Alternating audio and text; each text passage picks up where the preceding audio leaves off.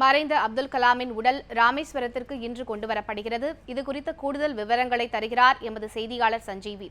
வணக்கம் சஞ்சீவி. அப்துல் கலாமின் உடல் ராமேஸ்வரத்திற்கு எப்போது கொண்டுவரப்பட இருக்கிறது?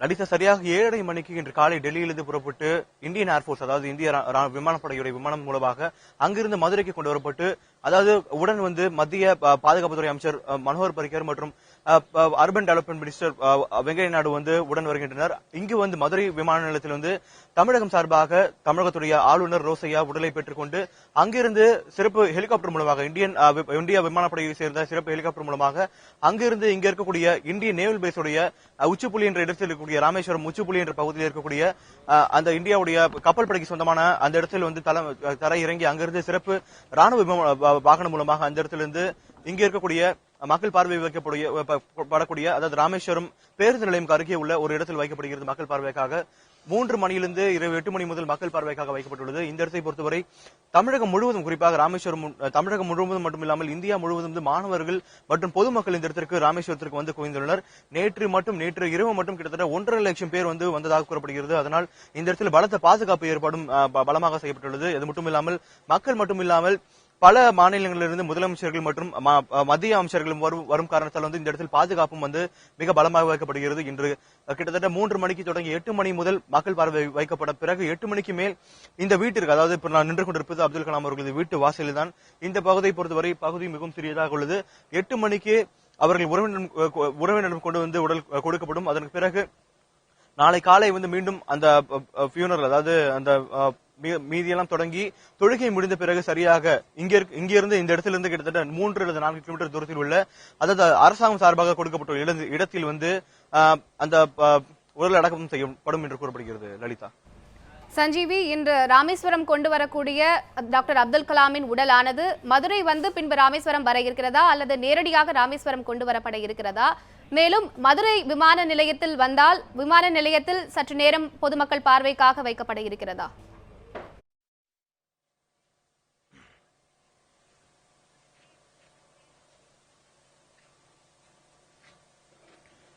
லலிதா, டெல்லியிலிருந்து புறப்பட்டு இந்திய விமானப்படையின் சொந்த விமானம் மூலமாக நேரடியாக மதுரை விமான நிலையத்திற்கு வரும். அங்கிருந்து தமிழகத்துடைய ஆளுநர் ரோசையா தமிழகம் சார்பாக உடலை பெற்றுக் கொள்கிறார்.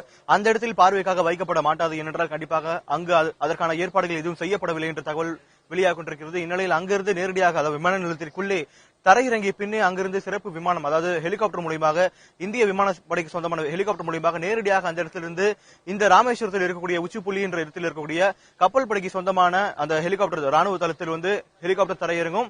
அங்கிருந்து சிறப்பு ராணுவ வாகனம் மூலமாக அணிவகுப்பு ராணுவ வாகனம் மூலமாக அந்த இடத்திலிருந்து இந்த இடத்திற்கு பொதுமக்களின் பார்வைக்காக கொண்டு வைக்கப்படும். அதன் ஏற்கனவே கூறிய போல 3 மணி முதல் 8 மணி வரை பொதுமக்களின் பார்வைக்காக வைக்கப்பட்டுள்ளது. இந்த இடத்தில் அதற்கான ஏற்பாடுகளும் செய்யப்பட்டுள்ளது. லலிதா. சஞ்சீவி, நீங்கள் கூறியது போன்று முக்கிய தலைவர்கள் இன்று ராமேஸ்வரம் வர இருக்கின்றனர். இன்றும் நாளையும் அவர்கள் வருவார்கள் என்று எதிர்பார்க்கப்படுகிறது. அவர்கள் வருகையை ஒட்டி பாதுகாப்பு ஏற்பாடுகள் எந்த அளவில் செய்யப்பட்டிருக்கின்றன? மேலும் மக்களின் கூட்டமும் நீங்கள் கூறியதை போன்று அதிகமாகவே காணப்படுகிறது. மக்களின் கூட்டத்தை சமாளிக்கவும் அரசு என்னென்ன நடவடிக்கைகளை எடுத்துள்ளது?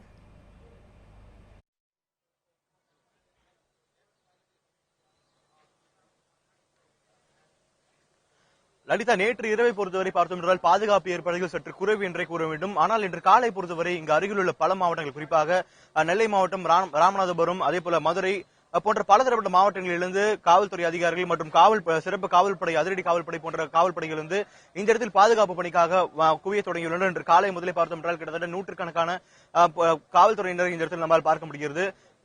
தமிழகம் முழுவதும் பொதுமக்கள், மாணவர்கள் மட்டும் இல்லாமல் முக்கிய தலைவர்கள், அரசியல் கட்சி தலைவர்கள் மற்றும் பிரமுகர்களும் இந்த இடத்திற்கு வருகை தரவுள்ளனர்.